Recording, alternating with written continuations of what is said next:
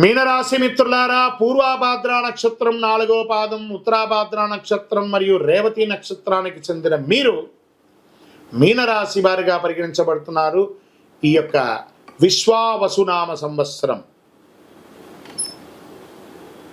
శుభాశుభ ఫలితాలు ఎలా ఉన్నాయి? ఈ సంవత్సరం శని వ్యయ జన్మ అంటే ద్వితీయంలోకి వచ్చాడు. శని భగవానుడు జన్మ నుంచి ద్వితీయంలోకి వచ్చాడు. జాగ్రత్తగా ఉండాలి. సంచరిస్తున్న కాలం మిక్కిలి శ్రమకారకమైనటువంటి కాలం. ఆరోగ్య లోపాలు, శస్త్రచికిత్స, బంధు వైర్యములు, గృహచిత్రములు, వృధా వ్యయములు కలుగుతుంది. వ్యవసాయములందు చిన్న చిన్న నష్టములు, మానసిక అశాంతి, ఆందోళన, వృధా వాదనలు చోటు చేసుకుంటాయి. తేజోహాని, మతిభ్రంశం, భయం, అన్ని రకాలుగా ఇబ్బంది అవుతుందని కూడా చెప్పడం జరుగుతుంది. శని బలం ఎక్కువగా ఉండొచ్చు, అంత బాధ ఉండకపోవచ్చు. కార్తీక మార్గశిరంలో ఎందు మాత్రమే గురువు పంచమ రాశిలో సంచరించడం వలన శుభం. అందుచే కొంతవరకు పరిస్థితులు అనుకూలించడంతో పాటు పుత్రవృద్ధి, సృజన ప్రవృద్ధి, ప్రభు అనుకూలత గురు భగవానుడు యోగిస్తున్నాడు. మిగిలిన సమయంలో తృతీయ చతుర్థ రాశుల్లో సంచరించడం వల్ల శ్రమ అధికంగా ఉంటుంది.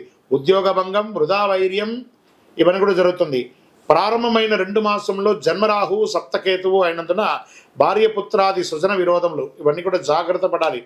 మీనరాశి మిత్రులకి ఈ సంవత్సరం చాలా చాలా చాలా చాలా చాలా జాగ్రత్తగా ఉండవలసినటువంటి సమయం. తప్పదు. ఆరోగ్య లోపం ఎత్తగానే మళ్ళీ మళ్ళీ చెప్పడం జరుగుతుంది. ఆరోగ్యం గురించి మల్టిపుల్గా చెప్పడం జరుగుతుంది. వైశాఖ బహుళ నుండి ద్వాదశ రాహువు షష్టమ కేతు అయినందున లాభం వస్తుంది. జయం ప్రోత్సాహం కలుగుతుంది. శ్రావణ భాద్రపద మాఘమాసంలో యందు కొన్ని పనులు నెరవేరుతాయి. దీన్ని నక్షత్ర ప్రకారంగా తీసుకుంటే ఇప్పటివరకు రాశి ప్రకారంగా వ్యాపారస్తులకి మిశ్రమం, ఉద్యోగస్తులకి మిశ్రమం, కళాకారులకి యోగం, printing and technology and media వాళ్ళకి చాలా అద్భుతం. అరే ఇక్కడ బాగాలేదండి, ఇక్కడ ఉంటుంది, అలా చెప్పడం జరుగుతుంది.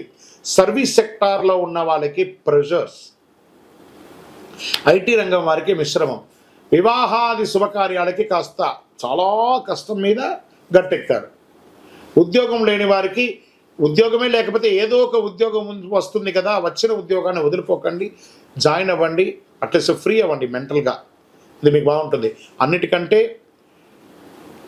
మీ యొక్క వ్యక్తిగతమైనటువంటి కాస్మెటిక్స్ అవన్నీ వాడుతుంటారు చూసారా, మీ శరీరానికి కావాల్సినవని అవన్నీ జాగ్రత్తగా వాడండి. దానివల్ల రియాక్షన్ వచ్చి మీ స్కిన్ మీద ప్రాబ్లం పడే అవకాశాలు ఉన్నాయి. ఓవరాల్గా గమ్ గణపతి నమః నోరు కంట్రోల్గా పెట్టుకోండి, అన్ని బాగుంటుంది. నక్షత్ర పరంగా తీసుకుంటే పూర్వభాద్ర వారికి సంవత్సర ఆరంభం నుండి వైశాఖ పూర్వార్థం వరకు, తిరిగి భాద్రపద బహుళం నుండి మాఘ పూర్వార్థం వరకు జన్మ నక్షత్రంలో శని, సంవత్సర ఆరంభం నుండి కార్తీక బహుళం వరకు జన్మ నక్షత్రం నందు రాహు సంచరిస్తున్నాడు.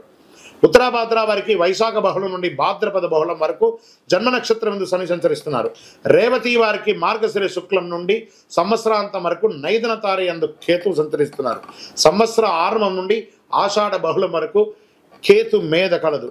ఈ సంవత్సరం మీరు శని గురువులకు శాంతులు చేసుకోవాలి, తప్పదు.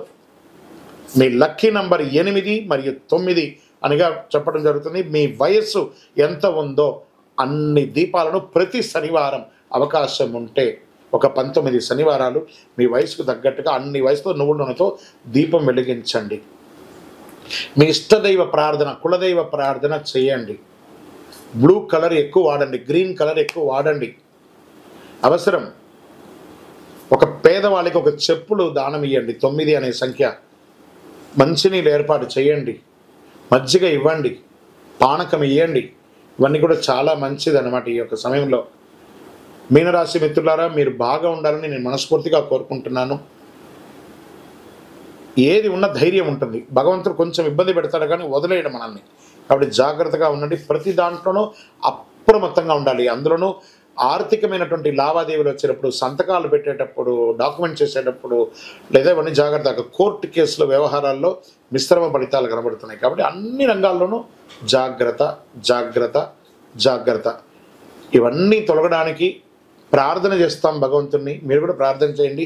అతి శక్తివంతమైనటువంటి ఈ కరుంగాళిమ్మాలను ధరించండి. ఆయురారోగ్య ఐశ్వర్య భోగభాగ్యాలను పొందండి. ద్వాదశ రాశుల్లో ఉన్నటువంటి మీరు ఆయురారోగ్య ఐశ్వర్య భోగభాగ్యాలతో ఉండాలని అఖిలాండ కోటి బ్రహ్మాండ నాయకుడు శ్రీ ధర్మశాస్త్ర అయ్యప్ప స్వామి వారిని సదా సర్వకాల సర్వావస్థలందు మీకోసం, మీ క్షేమం కోసం ప్రార్థన చేస్తున్నాం. మీరు తిరుపతికి వచ్చినప్పుడు మన అయ్యప్ప స్వామి వారి 18 అవతారముల దేవాలయం జీవకోన తిరుపతిలో ఉంటుంది. రైల్వే స్టేషన్ నుండి, బస్టాండ్ నుండి 3 కిలోమీటర్ల దూరంలో. ఒక్కసారి పుట్టినందుకు ఒక్కసారైనా అందులో అడుగుపెట్టండి. అందులో 27 నక్షత్రాలను కూడా ప్రతిష్ఠ చేయబోతున్నాం త్వరలో.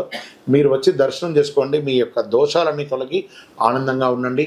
వందే మాతరం, వందే మాతరం, వందే మాతరం. శరణమయ్యప్ప.